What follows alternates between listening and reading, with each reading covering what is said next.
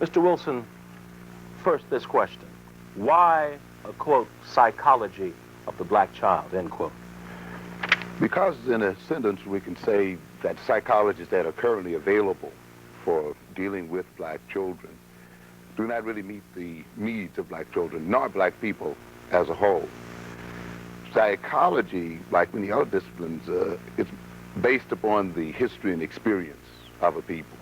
The psychology that's available to black people, that is used for teaching black people, for a whole host of things we use psychology for in this culture, is really European psychology and is based upon the European experience. And to try to transfer that psychology to black people, to try to explain the black psyche in terms of a psychology that's not related to the history and experience of black people, is really to misuse that psychology and to mislead black people. But aren't we all one people, aren't we?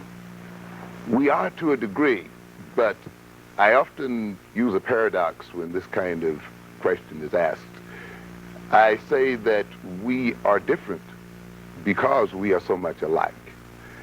All of us are alike in that we use learning as a means of coping with our environment. And in that sense, black people learn as white people learn, such. So we are the same in that we use the instrument of learning as a coping tool. However, what we learn is what makes our behaviors different. So then we can say, in the long run, in terms of the historical experience of black people, what have black people learned? And looking at that learning experience, we must say then that their behavior is related to that experience. And the thing we recognize immediately is that the black learning experience is not the European learning experience. What do you mean there? And I sort of like to look at it in terms of, first in terms of individual psychology. For instance, if you did a psychological profile of me, that profile would have to look into my own personal experience, my own personal history. You could not use that profile for yourself. It would not fit you. I could not explain your behavior in terms of my experience as such, because your behavior and your experience, of course, is unique. Therefore, the European experience is a unique experience. The psychology of Europeans is based on that experience, and consequently, it cannot be used for our people. We have to look in the history of African people for the psychology of African people.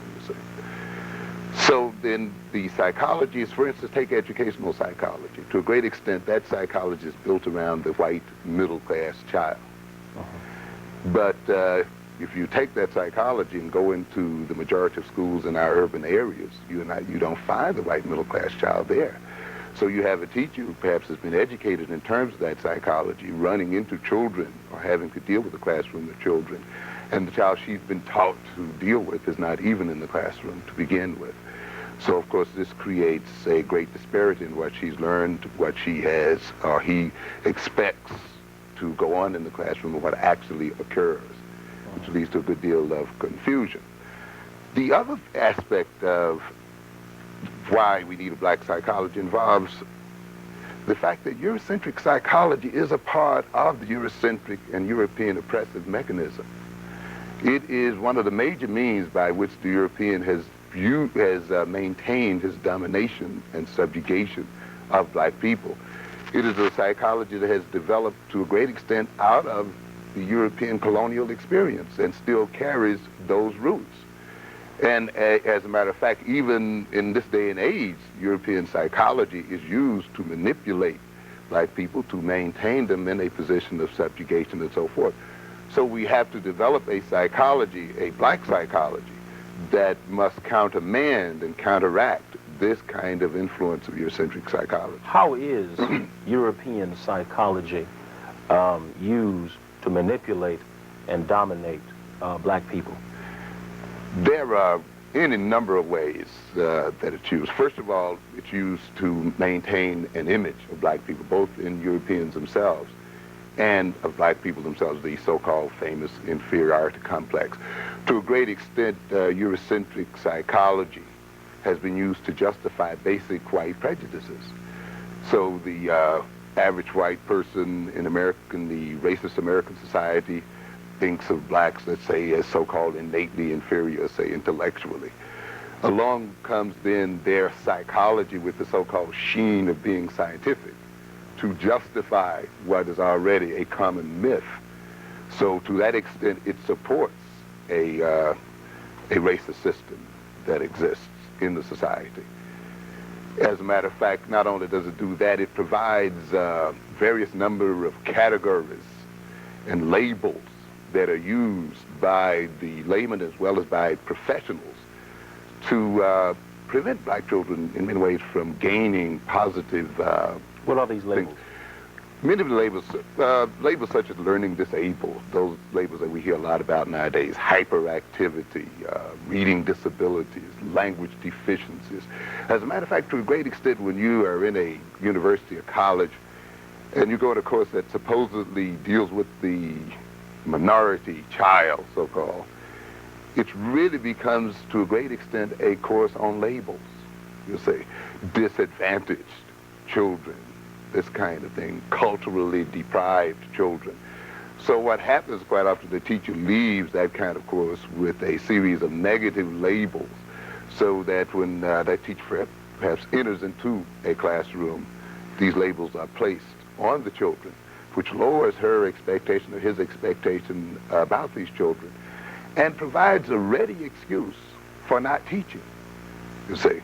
In a sense, this labeling business has left the teacher free now to excuse himself or herself from really teaching, because you can immediately make an excuse. Well, this child is not learning because it's from a disadvantaged neighborhood, or it's from a deprived culture, or it may have a minimal brain damage, or it's hyperactive, and therefore, why bother?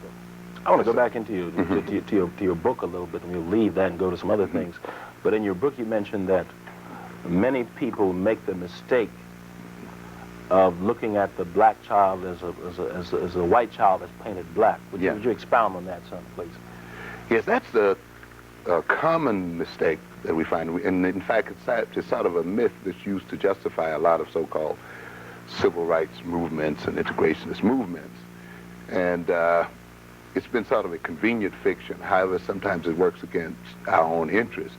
And that is of seeing the black child merely as a colored child.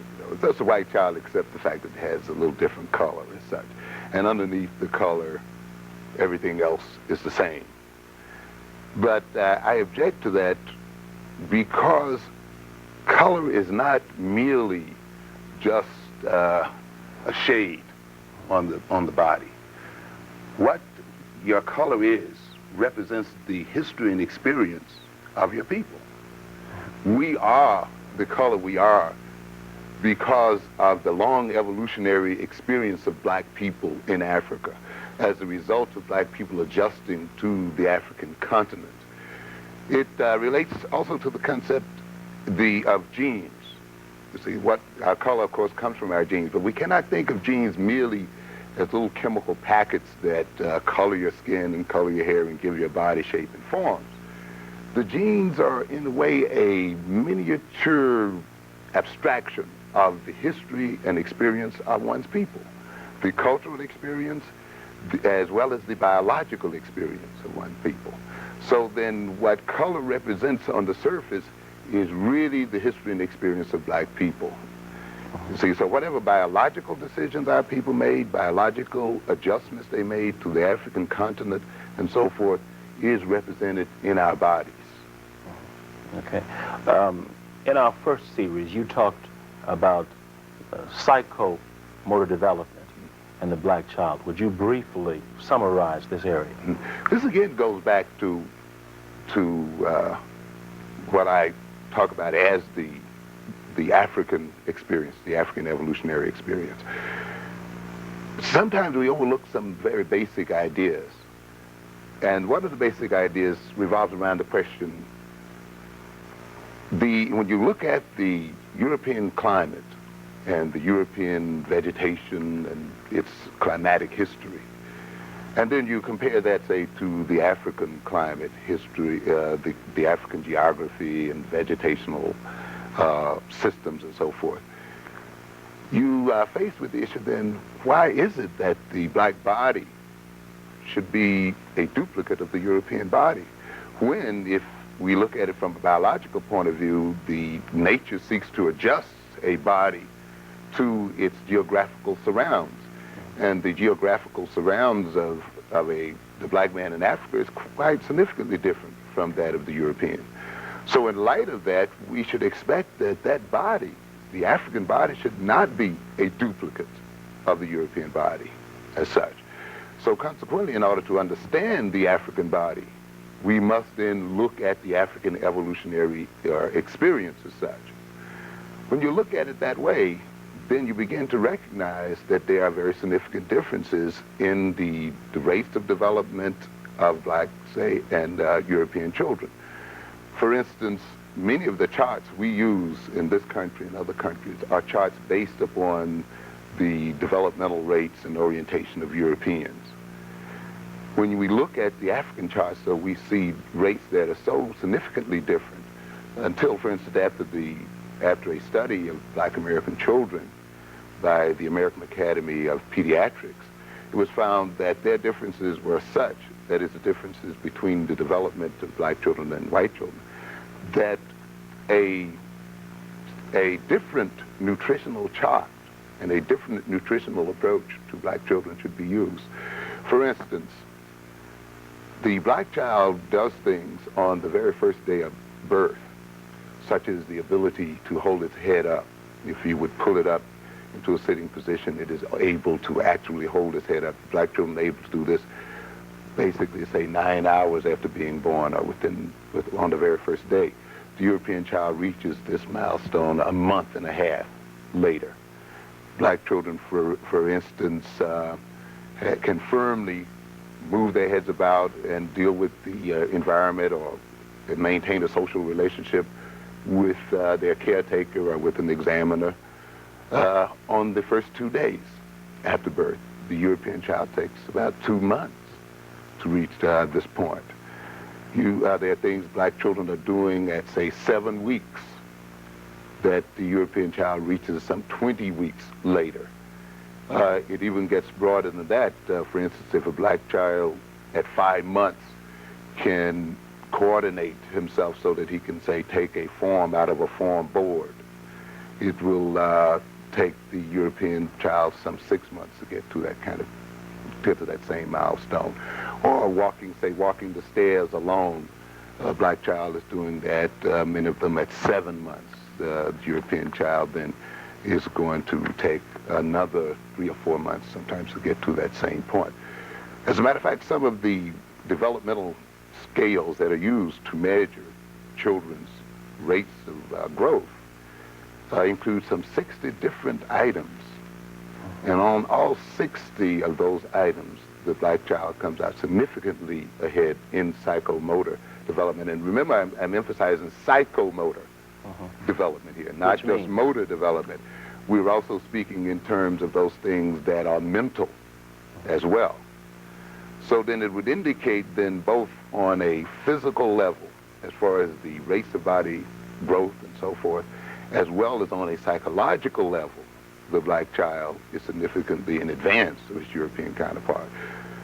To add on another aspect of this, because sometimes the European psychologist concedes this growth and development of the black child, and it's put under the caption of motoric advancement or motoric superiority of the black child, as if it has nothing, He's a good athlete. Yeah, right. It has nothing to do with the mind. But you know, now we are developing a different type of so-called intelligence test that doesn't deal with pencil and paper and is far less so-called culturally oriented. We are now developing tests with the computers wherein we can actually attach electrodes to the brain and challenge that child's, say, vision, hearing in response to things going on in the environment, and get a readout of its brainwave activities as to how it is processing that information, how it is responding to those stimuli that are occurring in the environment. And here we find, and it's interesting at this point to note that Jensen himself notes this in his famous treatise that degraded black people to a good extent, that the brainwave patterns of black children shows a significant advance in terms of maturity over that of white children, which means then that even at birth, not only are they motorically in advance, but in terms of their ability to process information and handle information, they are also in advance. And this is seen too in the earlier accomplishment in the language area. Black children, of course, are talking earlier, as well as walking earlier, as well as established in what we call social relations earlier, and so forth. So you see, this somehow must be related to the African experience of people. And you can see the tremendous damage that can be done if you use, for instance, the white middle-class child as a model for measuring black children, or use what is adequate to meet their nutritional needs as being adequate to meet the needs of black children. And this is why that myth of the black child being a white child colored black becomes ultimately damaging to black children, because you're faced with the issue then, in a sense, in terms of the advancement of black children, using a standard of the European child. May not be possible that we may be retarding the growth and development of that child? When we talk about the readiness of a child to learn, and you look at the European child, may we not be missing out on the readiness of our own children because we're not looking at those children in terms of their actual ancestry and background? So there are many implications. And I guess all this ties back into the need for a psychology. Definitely. The black child. Definitely. They need, and based on that black experience, because it's obvious in terms of its physiological and psychological growth and development, you are not talking about the same children at all. I went to a college a couple of days ago, and it just so happened that, and I'm serious about this, when I approached the desk, there was a developmental psychology book on that desk. And I looked through that book, and there was nothing on the black child. And I'm talking about at a black institution. Why is that? Why does that exist? For a number of reasons. One of the reasons, I think, and an overall reason, is that these psychologies, you see, just by the title of them, are called developmental psychology. And that deceives many people into thinking then that this is a psychology that has equal applicability across board. And unfortunately, many black schools and black scholars operate under this illusion. One of the things that we don't, as black people, I think we are not conscious enough of, is how white disciplines, not only psychology, but sociology, all are part and parcel, really a part of the process of maintaining the subjugation of black people. And I don't think we are aware to the degree that we should be, that when we're engaged in standard American education, we are actually engaged in what are called European studies, or white studies. We have a lot of people who went off, you know, in the 60s, and we demanded black studies as if we were demanding something ethnic, as if what had been offered in America and what's being offered in American universities is non-ethnic and objective and across the board. And therefore, the European then doesn't call his courses the psychology of the white child, or the sociology from the European psychology perspective, or white economics, but this is exactly what it is. And therefore you have in many black schools then this idea that simply because it is not overtly labeled white or European, that it is not therefore white or European in origin. And to a great extent, these psychologies are exactly what they should be. In a sense, they are there to maintain the position of Europeans as such. The European, in a sense, protects his own interest by not really talking about the black child in any truthful light and presenting the black child in a different sort of light. The ultimate outcome of studies, even in black schools, ultimately is to maintain the European in a superior position as such. What do you think would be gained if the black population worldwide were to become more knowledgeable about the black child's psychomotor development, etc.? What would you think the benefit would be? I think the benefit would be, and that would be not just a benefit, but the many benefits would be, first of all, turning over the world situation as it is today. I think it's basically an insult to the intelligence and to the man and womanhood of black people, and I may say of non-white people, that we have a minority in the world that is dominating that world. We have to forget that the European is really a minority in the world. It's not a majority. We are so used to in this country of thinking of ourselves as minorities. And we ought to forget that we are part of a very large majority in the world. In fact, I heard someone project that the European segment of the world population would be something like 10% in the 1990s. At this point, I think it's around 20% now, which means that we have then from 10 to 20% of the world population literally ruling over and dominating the other 80%. The other thing... What's wrong with that? The other thing, yes. What's wrong with that? There are many things wrong with it. Part of the thing is, of course, is the fact that we as non-white people supply these countries with the wealth that are under our lands. And the amazing paradox is, in a sense, that the richer our lands are, our African lands, if you mention even the Asian one, the South American one, the poorer quite often the people are who are above them. And then we have this image then of non-white people as being poor, as poverty-stricken, and you have the shame of people literally starving to death while their soils supply the riches and wealth that maintains essentially a resourceless Europe. So just the idea of enjoying more of our own wealth and the wealth of our land is enough to develop a psychology, not only a psychology, but really a whole host of disciplines, a sociology and economics that will reverse this kind of situation where the majority of the world's people that also own the actual majority of the world's natural wealth should benefit from that wealth as such. The other thing is, of course, that we have assumed, unfortunately, that somehow what is European represents normality, represents the way that the world should go.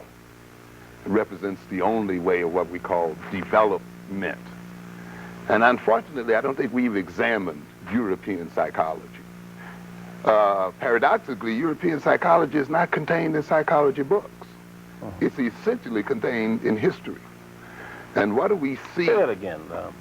The psychology of Europeans are essentially contained in history, not in psychology books, because it's a psychology that you see acted out on the world stage. And what is the result of that psychology? What is the result of the, say, dominant position of the European in the world? It is bought at a tremendous cost to non-white people. For instance, you can ask the question, is there any country where the Europeans stepped that the local people were not degraded in some sort of way, that the local people were not exploited in some sort of way, that in many instances such as this country or in South America where the local populations were not literally and physically destroyed as such? When we look at even, so in the historical sense, you see, we are dealing here with a people in terms of their actions, to me, that are not commendable in terms of what we should be seeking as a people. I look into the future and I see then non-white people coming back on the world stage and ruling that world stage, taking their rightful place in the power relations of the world. Will those non-white people be colored Europeans? Will then they set up a world too that depends upon the degradation of other people and upon the subjugation of other people? Will they too establish a racist ideology? Or will their world be a different one based on a whole different set of principles? Do you think it will be? It depends upon what choices we make as people. It depends, again, upon looking at their psychology, understanding the results of their psychology, critically analyzing the European psyche, then looking at our own and making some very critical choices. If, for instance, though, we choose, as unfortunately has been chosen by many of our people, equality as our goal, this kind of thing that we want to be the same as the European. We don't want to be any different. As a matter of fact, we want to be so much alike we don't even want people to notice our color. You see, we want to remove the color line and forget that we are black or forget that we are Asian or what have you. Now then I think about that and said, well, what is this world really like? If we are on the brink now of world suicide, we're on a situation, as I just mentioned, where a small percentage of the world lives fat and well off of a large majority of the world that lives in degradation and so forth. Are we saying that when we want to be the same as the European, are we saying in a sense then what we want to do is just multiply what the European already has? We want to share in. And I think this is a crucial issue for, say, the black American when he makes that kind of statement. Does it mean that we want to join IBM or the other companies so that we can equally exploit Africans and equally exploit third world nations? I don't think when we look at it that we would choose sameness or being just like them. And I don't think once we look at the effects of the European ideologies and psychologies on non-white people that we will choose those as being adequate for our future goals. In fact, I think the choice of equality with whites is a very low-level goal for black people. I think because, of course, when we look at this world today, we're almost on the brink now of where the white man is ready to destroy the whole of the earth, where he seems to be unable to restrain himself. Okay, we'll have to come back next week for part 2. Mr. Amos Wilson, thank you very much. That's our program. Please join us next week. Good evening. Mr. Wilson, in part 1, you said that the black man's, the black woman's goal of equality with the white man is a low goal. Would you expound on that simply? Particularly when equality is equated with sameness. The idea of being equal as being almost non-distinguishable from the whites or the so-called European. Because when I look at the kind of world that the European has made, I see equally sharing that world with him or expanding it and not changing it is meant to a degree, meaning equally spreading the misery that's current at this point. We see, for instance, we look at European leadership today, we see European leadership, for instance, that's incapable or seemingly incapable of maintaining peace, that seems to be almost definitely headed for a third world war. A European system wherein you have enough weaponry now to destroy the earth and to kill people, what would you say, several times over, as if people could die more than once.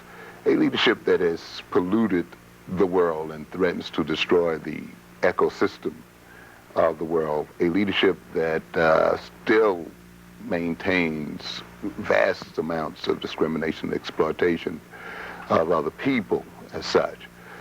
I then cannot see that sharing that kind of world with them as a goal for black people. As a matter of fact, we must bring a world that is superior to the current one, and I think black people, as well as other people, should be concerned about bringing onto the world stage a civilization that is superior to the ones that the Europeans have set here, or else we will just rush it further into the destructive direction in which it's going. We see a European society now, for instance, that is confused in terms of its values. Not only then are black people suffering in a sense. Why you say it's confused? Well, we look at the American system today, where religion, for instance, no longer has much authority in the direction of people's lives, and apparently the law is having less and less direction in people's lives, to such a degree that everybody's sort of gotten into the me generation business, as if we are going to only be able to survive and maintain ourselves in this world by contemplating our navels or getting into ourselves, or getting into self-awareness, as if the maintenance of orderly, productive human relations is not important, you see. And yet we cannot each do our own thing totally as such. That leads to chaos as well. But this kind of me orientation that we find, this type of narcissism that is quite apparent in this country as well as other European countries, you see, to me, indicates a situation where people now have lost a sense of direction, as well as this inability to say, for instance, stop going in a direction that is obviously self-destructive. You got a situation here, for instance, in the United States, where you have enough weaponry to destroy everyone, and yet the military budget grows and grows by leaps and bounds, and the same thing with the Russian situation. In connection with that, you said something earlier before the program. You talked about what you perceive to be the real purpose of the neutron bomber. We want to get back to the black child thing, but would you touch on that, please? Yes, this sort of goes over an area I think that we as blacks should discuss more and more. While civil rights is, of course, very important to us and is a central issue in our lives, I think by stressing it, we have sort of overlooked many of the other things that are going on in the world. Of course, this has been in part built by our culture, too, in the sense that whites sort of only invite blacks to programs, other things, when civil rights seems to be the thing to be talked about. We are often misled by the media. As a matter of fact, the media is used to hypnotize black people and to maintain black people in a state of hypnosis. And it does this by deceiving them and by focusing their attention in non-essential areas. For instance, my reading of the so-called neutron bomb, this bomb that supposedly leaves things standing, I think the projection of the American news establishment has been that this bomb was essentially developed to deal with the Russians, particularly to deal with Western Europe in defense as against the Eastern European armies attacking them. But I think another aspect that has been overlooked was the aspect that the bomb was essentially developed to deal with third world nations. For instance, to bomb the Mideast and leave the oil wells standing. And not too much to stress the imagination, to see the bombing of African peoples and leaving the resources available for exploitation as such. And I think we as a people should think about these possibilities. And we should look beyond media programs that seek to focus our interest in another direction completely to our own disadvantage. For instance, I think if we look at the so-called Columbia program, the Columbia space craft, we get, again, these news media gives us this hype, you know, about whether they'll get up and come down safely and so forth.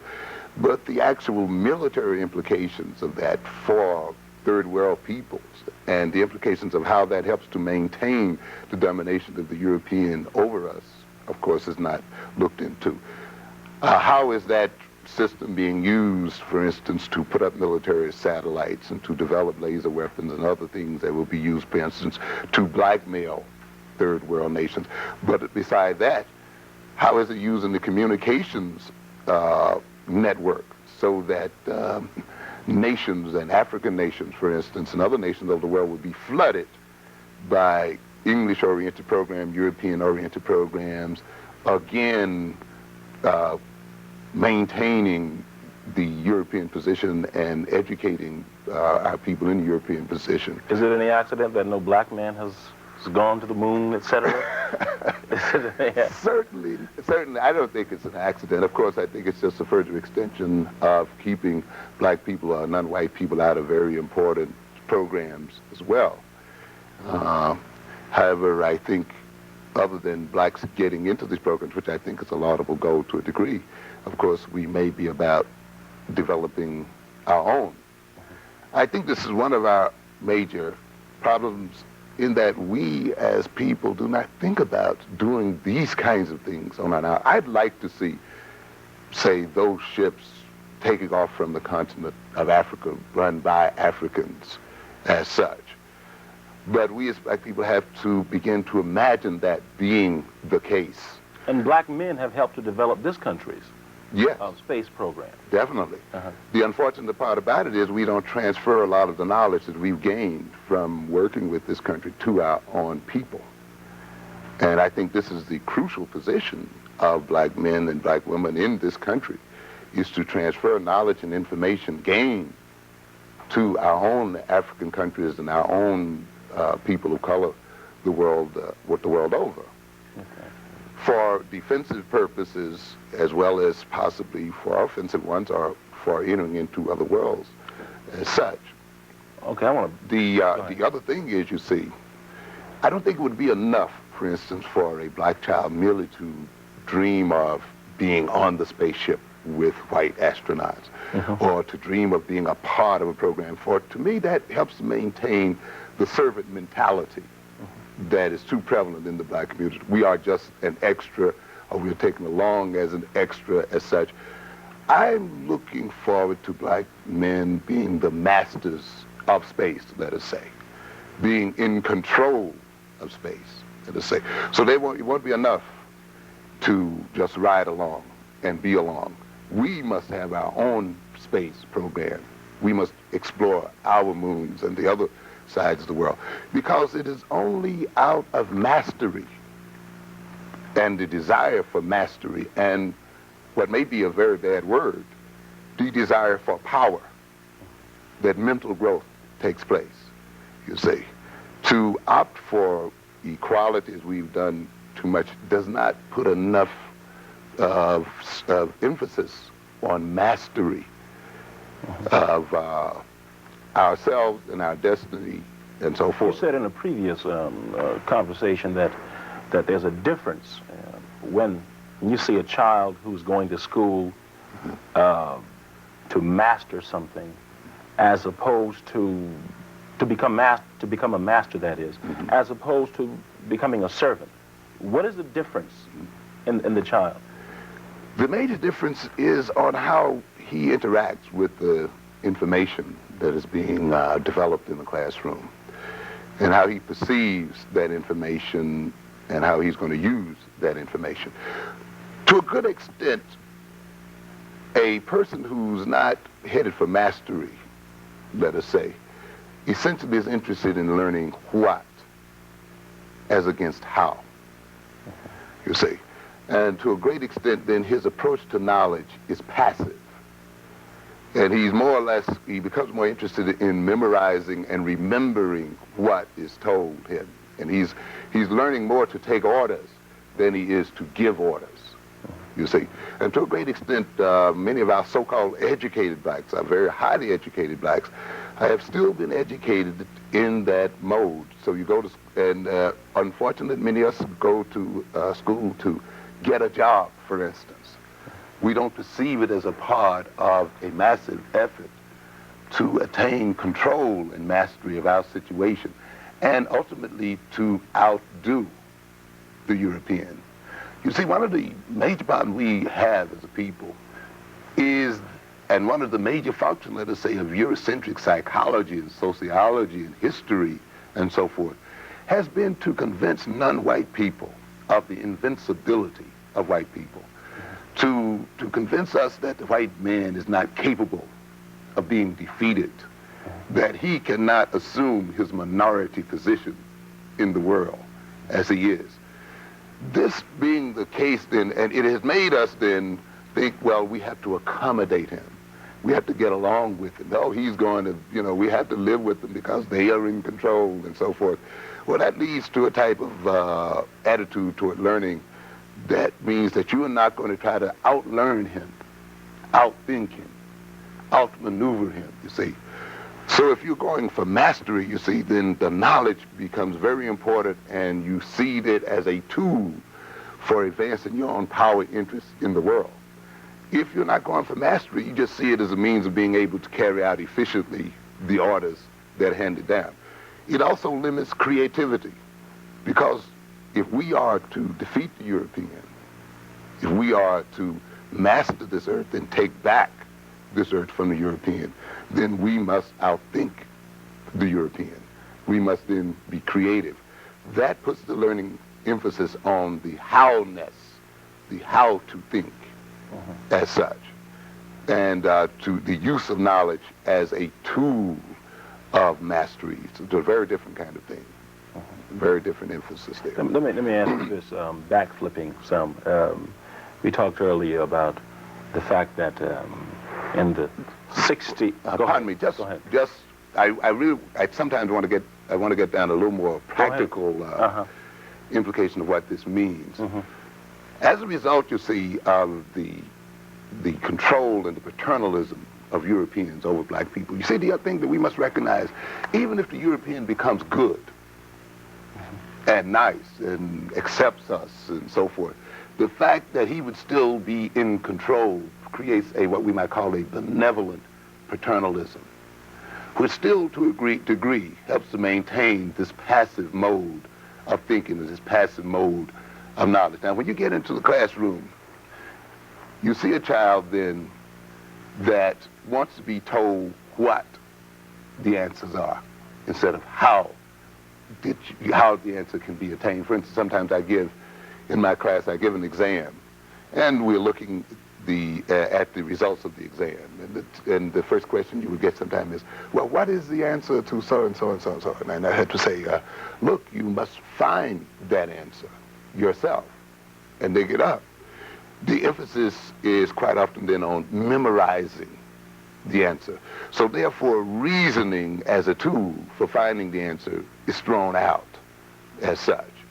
And the child then is handicapped in that if he has not memorized the answer, then he fails the exam because he either knows the answer or does not know the answer. You get what we call one-shot thinking. You say, I'll shoot and guess at the answer. Quite often, it gets into a kind of thinking that depends upon personal feelings. Often I find in my classroom, which is predominantly black, sometimes that I have to get the students to separate personal feelings and hunches from dealing with a problem as a problem that is susceptible to reason, not as a problem that has an emotional attachment to it as such. But you see, when you remove reason and sequential thinking and active attacking of a problem as the mode of approach, then the person is thrown back on memorizing, on guessing, on going with impulses, and on being unsystematic in their approach to knowledge, upon waiting for someone else to give the answer.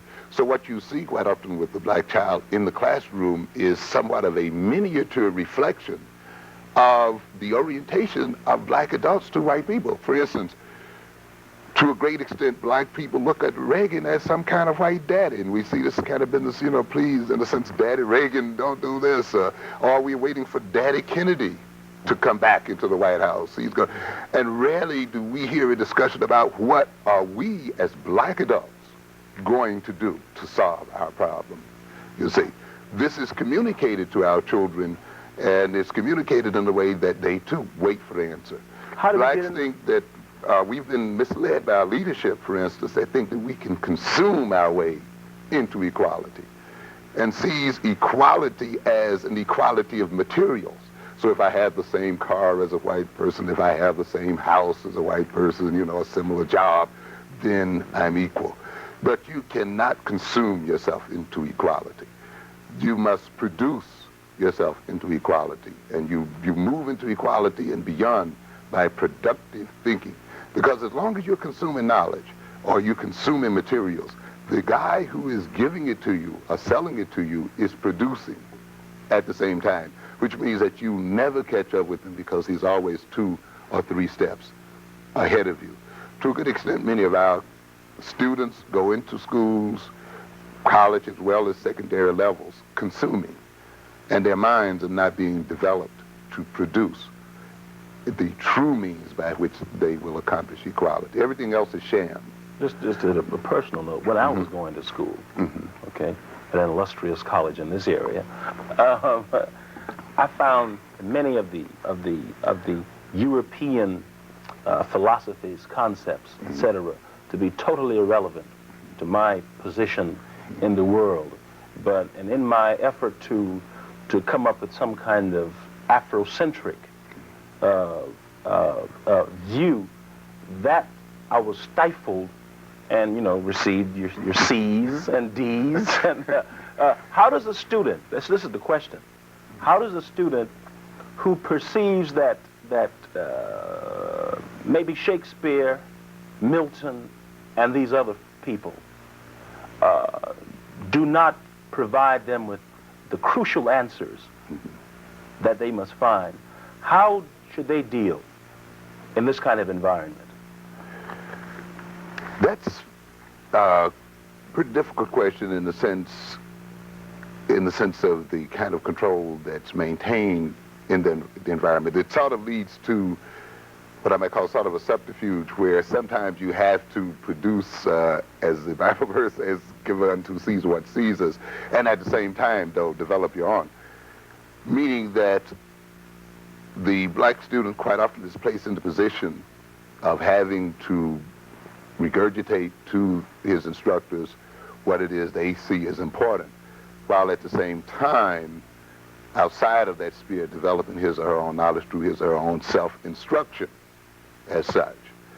The other facet related to that is, I don't know whether we should really depend upon the European-oriented university to provide us with our cultural education. This is not European I'm talking about.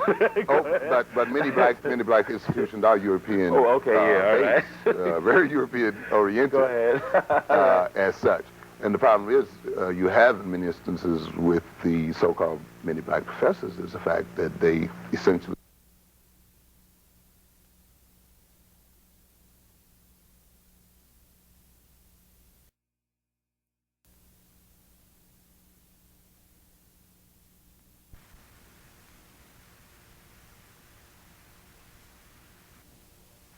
meaning that the black student quite often is placed in the position of having to regurgitate to his instructors what it is they see as important, while at the same time, outside of that sphere, developing his or her own knowledge through his or her own self-instruction as such.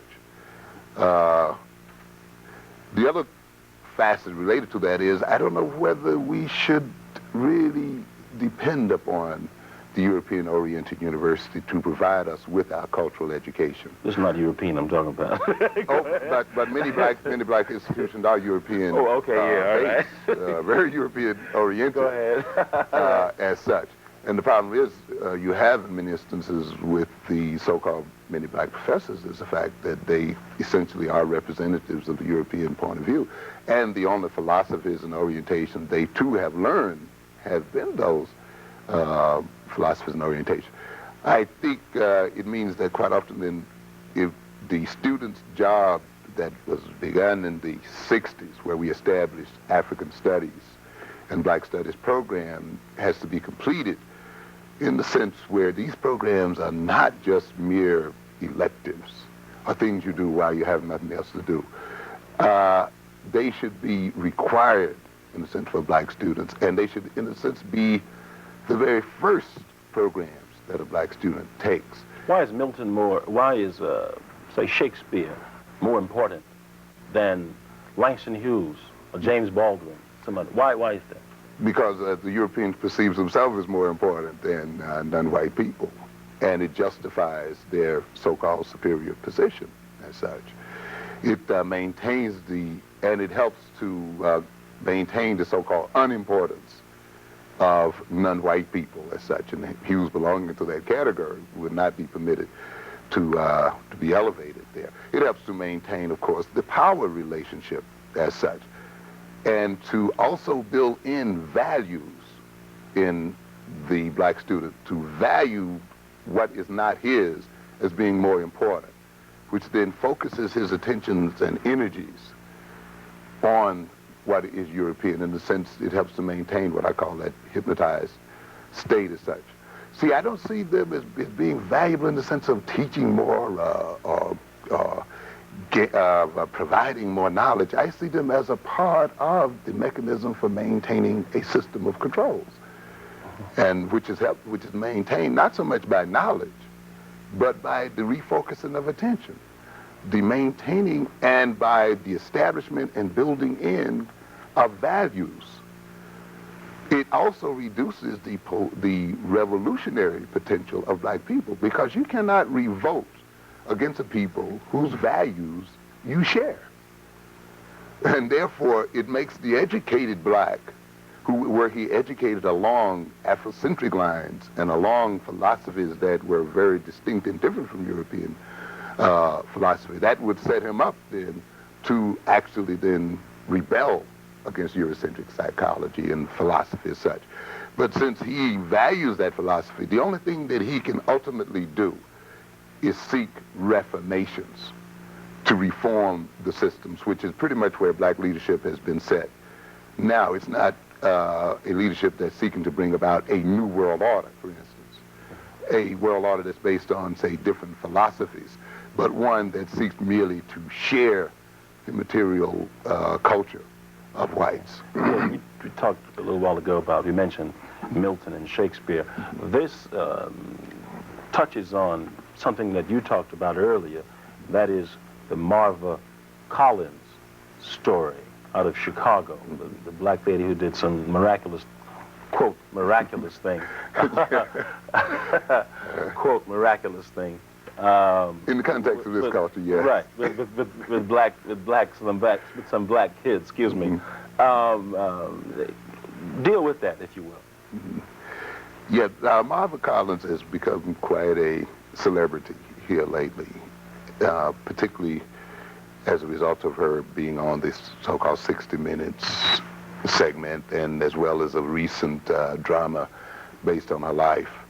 And I think deservedly so, in that she was able, through her own educational efforts, to elevate the intellectual functioning of black children who ordinarily would have been consigned to those categories we mentioned in the earlier show as being learning disabled and unable to read, and move them to such a level that they, as 8th grade students, were reading at high school or beyond high school level, that their scores, their level on various standardized tests were 4 and 5 grade levels beyond what they were, what they would normally be as such. And that is somewhat of a miracle in this country when you've been fed the philosophy that black children cannot learn, and that they are not interested in learning, and they have all of these deficits.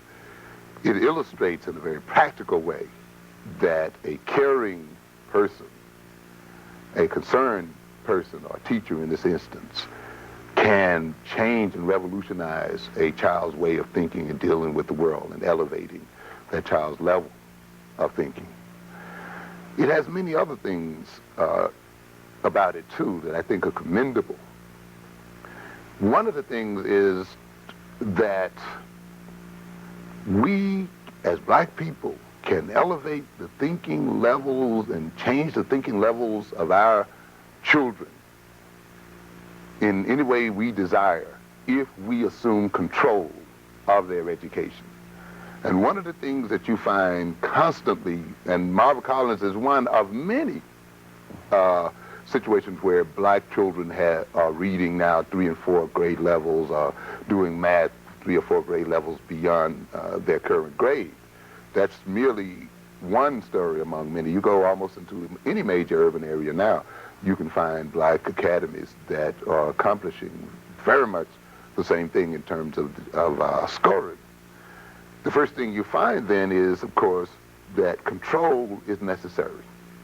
To have control over the learning process. I think where the integrationists misled us is in thinking that after people have told you that they don't want your children, that they think your children are inferior, that they don't think they can learn, and after we know that these people maintain their position in the world by maintaining us in subjugation, I thought it was somewhat ludicrous that you would expect these people to actually do an adequate job of educating black children.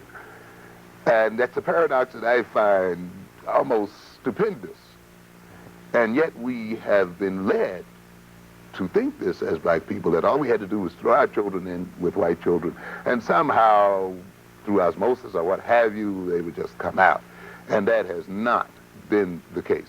The other thing is, of course, no one will love your children more than you do. And teaching techniques and educational psychology and all of that is no substitute for caring and concern and belief in one's children. And the Collins story, the Marva Collins story, you see then the immense value of caring and concern. One of the things we noticed, for instance, when I studied those programs that have boosted the IQ of black children and the intellectual function of black children, is that you can get programs of varying technical approaches to teaching that ultimately turns out not to be the method of teaching nearly as much as it turns out to be the belief in the children, the expectation that you have regarding the children, the love and concern that you have for the children, and the setting of high standards for those children and demanding that they meet those standards. And therefore, once you have these major ingredients, you can almost come in with any kind of technical approach. Thank you. We have to come back in part 3. Mr. Amos Wilson, thank you very much. Mr. Wilson, in part 2, you were talking about the lessons to be learned from the Marva Collins story. Would you continue, please?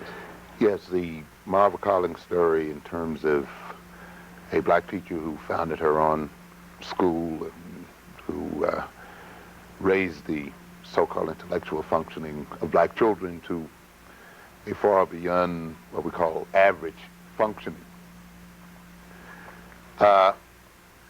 We made a couple of statements in the previous program around the issue of caring, the fact that this is, I think, one of the major things that was operant in moving her students toward this high level of functioning, that she cared, she exhibited love and concern and high expectations, set high standards. You see, one thing about the psychology that is prevalent about black children is that they are suffering from a learning deficit, or that they are less motivated, or these other kinds of issues that we hear. It lowers the expectation of the teacher, and the teacher gets exactly what she or he expects from the students. The whole thrust of what I have been referring to as Eurocentric psychology is to lower the expectation concerning the intellectual functioning of black children and black people in general. Of course, that was the result of history that said blacks didn't have culture in the whole business.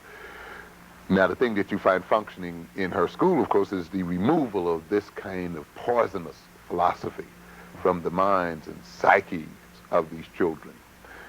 And she does this through the process we just mentioned. The other thing that I liked about it, and I like about what she is doing, I should say, is the fact that she is doing it without so-called federal funds and monies from the so-called federal government, indicating that with a relatively meager amount of resources, what can be done, and that the teaching of children and the elevation of the minds of black children is not determined in any direct proportion by the amounts of money per student spent. In a direct sense, of course, it has advantages, definitely, I wouldn't deny that.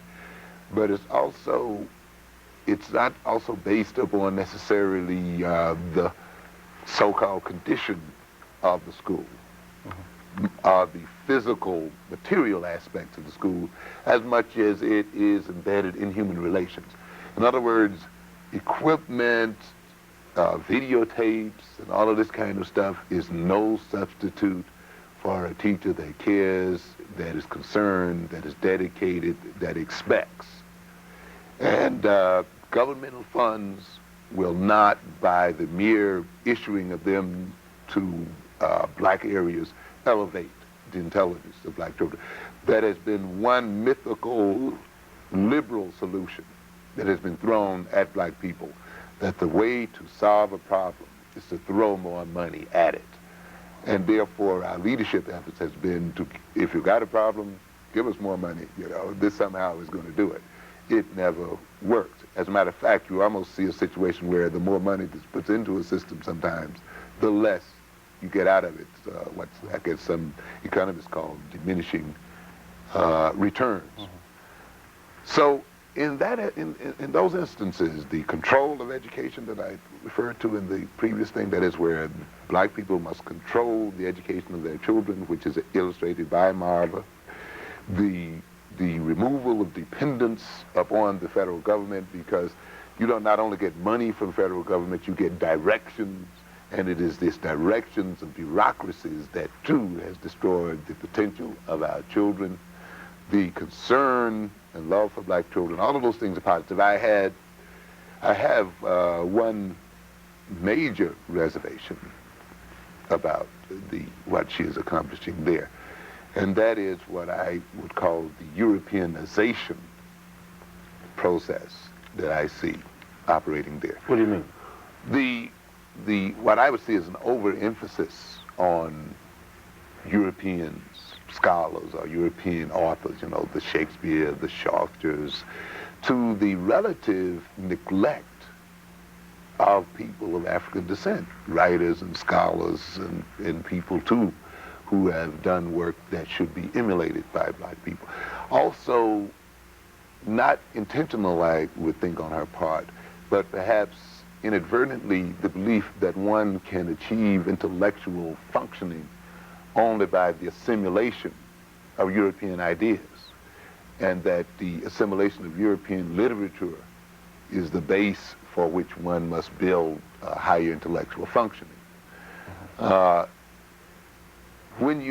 I'm afraid that what you will have is what we have now in too many instances, if you follow the logical progression of what's happening here in that situation, of students who will be functioning on a very high intellectual level, but who in a practical sense will be of little value to the black community, because their orientations, their tastes and values will essentially be European, and therefore the work that they do will essentially support the European structure and help to maintain European dominance. To a great extent, this is what you have going on in America today.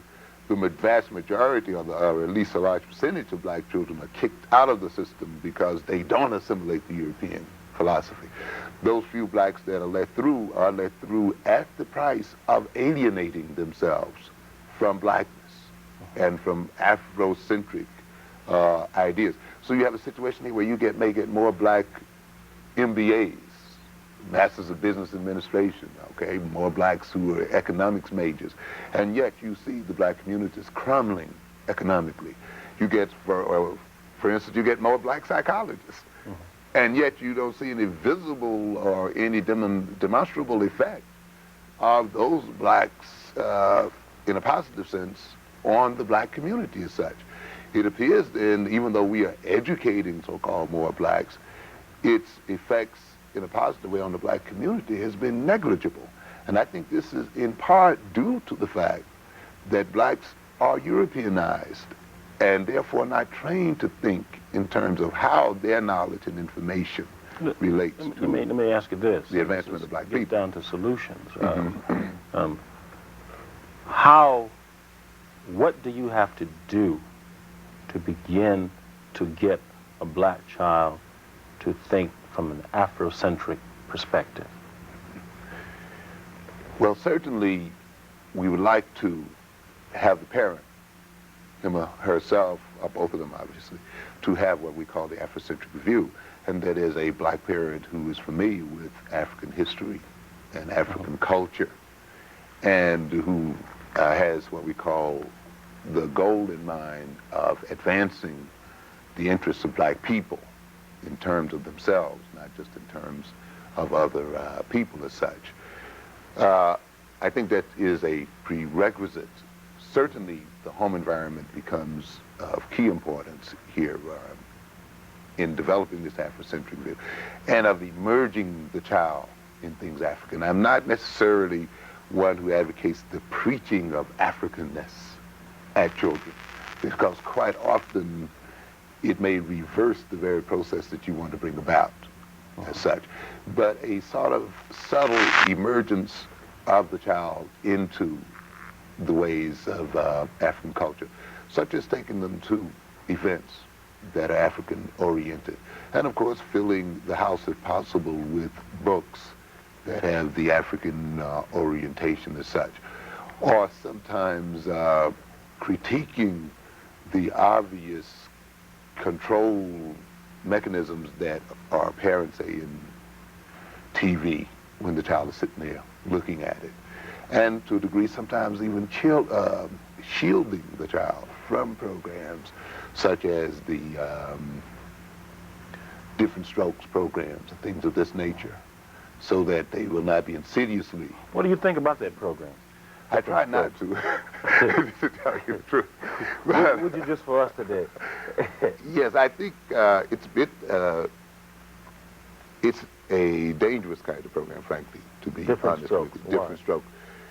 Because again, it's a program where the paternalism of whites is built in, and almost the idea that whites somehow can provide a much better paternalistic environment than blacks. By implication, there is the idea that blacks don't care enough about these kids to have adopted them themselves, or to have taken care of them, or the black family network could not, that those relatives, let us say, of those kids would not have taken those children into being. But the main thing, it internalizes this concept of the white man as a problem solver for black people. As a man, even in a benevolent way, is going to take care. The white shadow. Yes, the white shadow is another instance. Here again is the great problem solver. And to a great extent, the problem of our people is the white shadow. By that I mean quite often we as people are unable to see each other as real, because we more or less look at each other through the spectacles that the white shadow has placed on us. And a lot of what we call the so-called lack of unity or struggle that goes on within the black community is built on false issues that has been handed to us by the establishment as such through these kinds of programs. I think something that probably needs to be cleared up is and that is, I would imagine that when some people listen to us, listen to you, talking about the need for Afro-Americans to get into the African identity, whatever, that it is somehow unnatural and somehow something that that should not be done, and it's offensive to other people. What about that? I mean, do people insist that a pear look like an apple, or what? How do you explain that? How do you explain that? Certainly getting into an African perspective, and by that I mean not necessarily going back to Africa. This is sometimes people confuse that when you mention African perspective. I see an African perspective not only as something you go back to in terms of roots, but as something to be developed as well by African people. You see, because certainly as wonderful as our historical past is, we certainly have to adjust to the stresses and strains of the modern day world. But that must be developed not as a hand-me-down philosophy, but as one developed out of our own experience as a people. and our own economic and social situation in the world. And it's based upon a cultural, social, political analysis of where we are now, with a deliberate and conscious setting up a program for the kind of culture that we want to develop. So that would be as African or Afrocentric as the past ones were Afrocentric, say, before the periods of colonialism. That is going to offend people. Oh. And but when the Italian speaks of being Italian, well, what is the difference? It seems to be, some people say, it seems to be okay. But when the black man speaks about being black, it's somehow... Certainly, I think the black man speaking of being black is certainly more threatening than, say, the Italian speaking as Italian or French as a Frenchman, because in a sense, the Frenchman is still European in that sense, and is talking about it within that structure as such. But when you're talking about, and of course, whether it's Italian or French or what have you, are still part and parcel of the benefits that the European culture as a whole gains from maintaining the subjugation of our people. But when you talk about an African as an African, the implications are that they will no longer be able to exploit us as a people. That's threatening, of course, because their economic and social order is based upon our exploitation. And therefore, in a very human sense, certainly it should arouse anxiety and fear to a good extent when you hear this kind of talk. The black nationalist is frightening because in many ways, he in another way is very much like the white man who is nationalistic and who's very much concerned about maintaining his group. And he knows that that involves maintaining power as such. And so therefore, when another people begin talking about maintaining their group and building up their group, it means that that power has got to be redistributed, and as well as the economics and social benefits that go with it. As long as the black, though, indicates that he wants to be American, or he wants to be integrated into America, then that is less threatening because it indicates that he is basically going to support the system, and he's therefore not a threat to the system as such. As you look at education in this country, black and schools, what do you think black parents should expect from these public schools, and what they should not expect to flow from these public schools?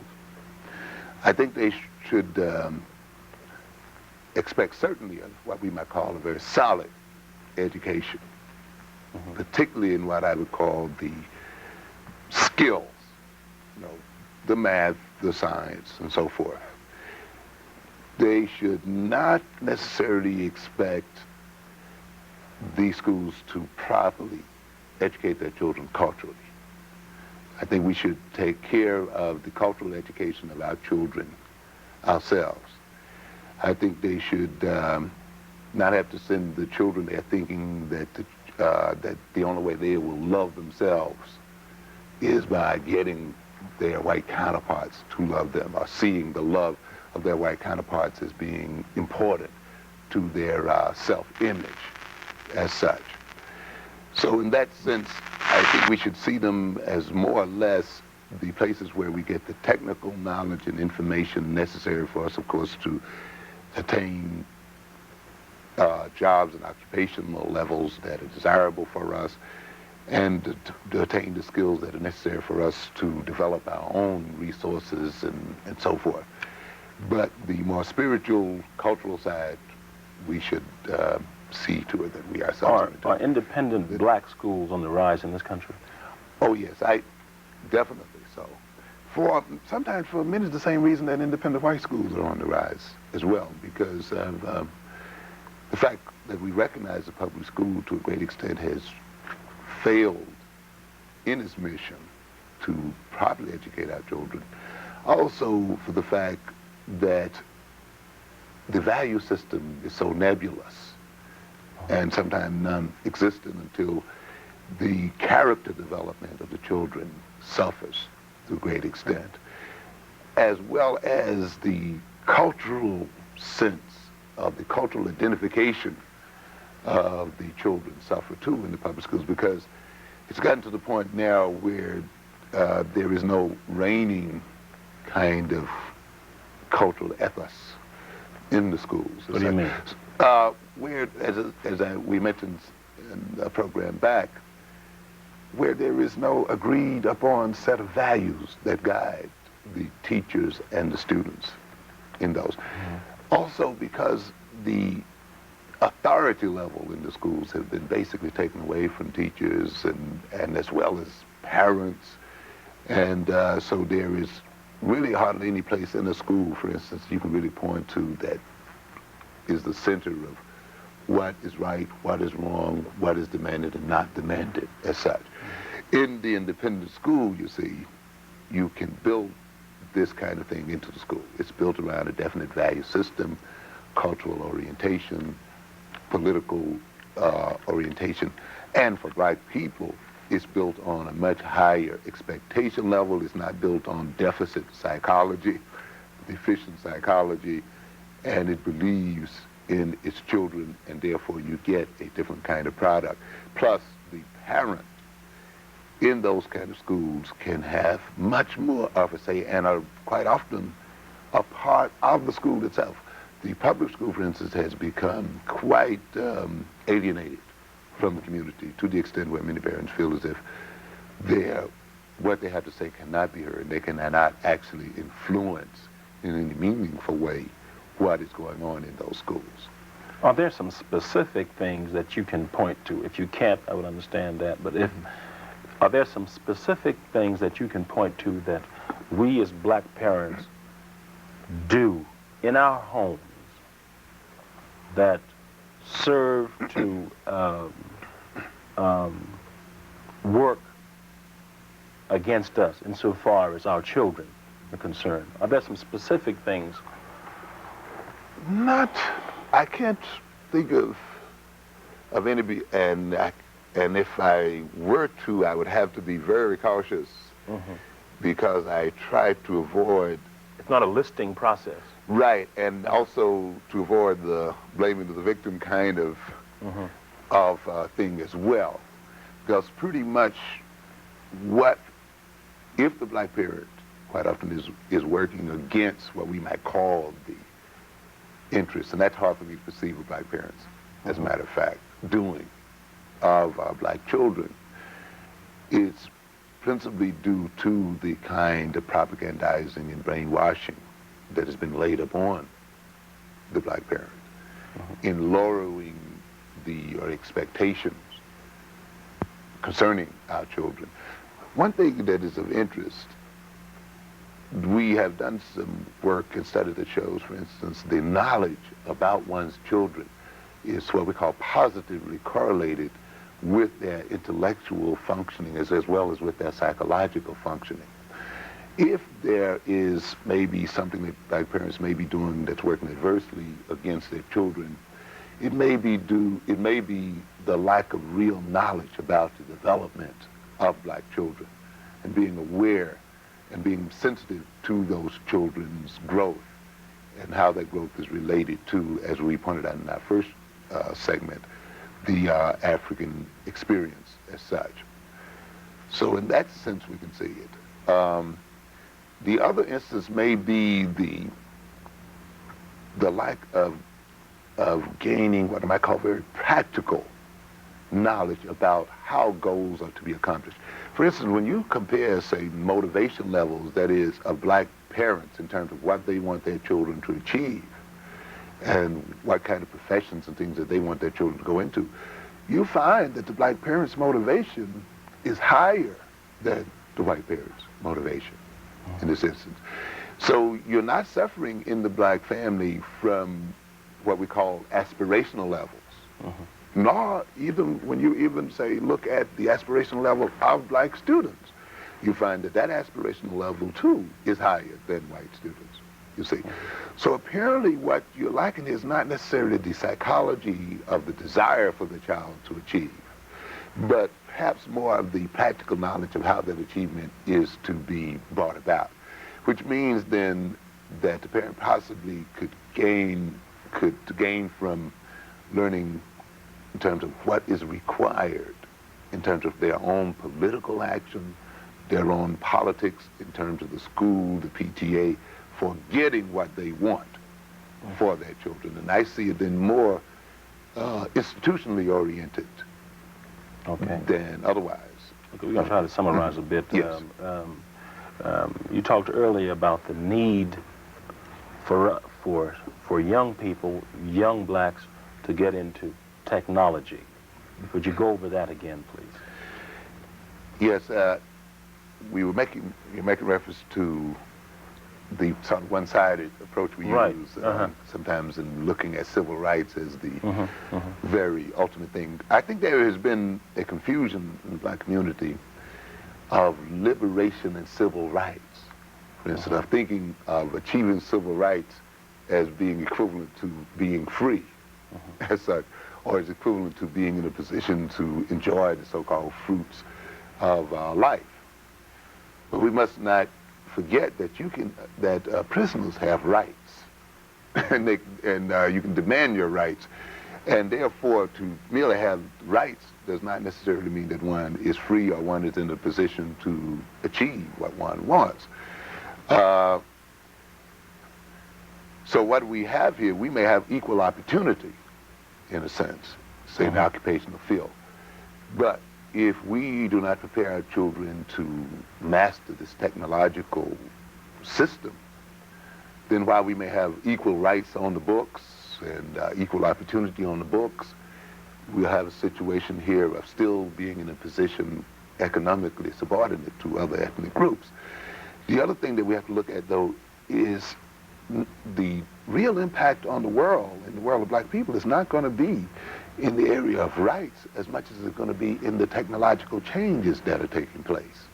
And we must look at those technological changes in terms of where we're going with our children and the education of our children. For instance, we mentioned there's a situation that I was reading in one magazine, High Technology, that speaks of a Japanese factory that manufactures something like 1,300 cars a day and only has 67 employees in it. And of course, things that are happening in Japan now where robots are manufacturing robots. We, as a people, must begin to look at these kind of developments and their impact upon our children and upon us. In a sense, I think with equal emphasis as we look upon civil rights, because we may end up with the civil rights and still end up unemployed. You say racism will become less and less of a factor. Apparent and obvious racism is going to become, and is becoming, less and less of a justification for maintaining blacks in supported positions. You have one author, for instance, out of Chicago, who has a book, I think, called The Decline of Race, or something. Significance of race. Yeah, The Declining Significance of Race. I think, though, that is a mythology that's developed, because we have, again, not understood how whites use mythology to control and maintain control. We got 2 minutes. Yeah, okay, that's right. And, for instance, race becomes an important mythology when you want to colonize a people, when you want to enslave a people and sleep well at night. So you use racism to justify the position that you're keeping them in by saying, okay, they deserved because they're inferior, they had no culture, and the whole business that we are so familiar with. Now, and also to justify your own exploitation. Now, when that exploitation is accomplished, and you have built a network that's based on economics, as the Europeans have built, and you have built a network that's based upon communication systems, and you have reoriented your colonized people where they value what you have to offer, racism as a means of controlling them is no longer necessary. As a matter of fact, it reduces your costs. It reduces the obvious conflict, because now control is placed on the basis of other factors. So now you can pass an equal housing law and say, well, you're welcome to get in any house you want to, except the fact you can't afford to buy it. 5 seconds. Why am I feeding and clothing this black child? What's the goal? The goal is to make this black child ready to take over the world and take his rightful position in the world. Thank you. Mr. Amos Wilson, that's our program. Thanks for joining us.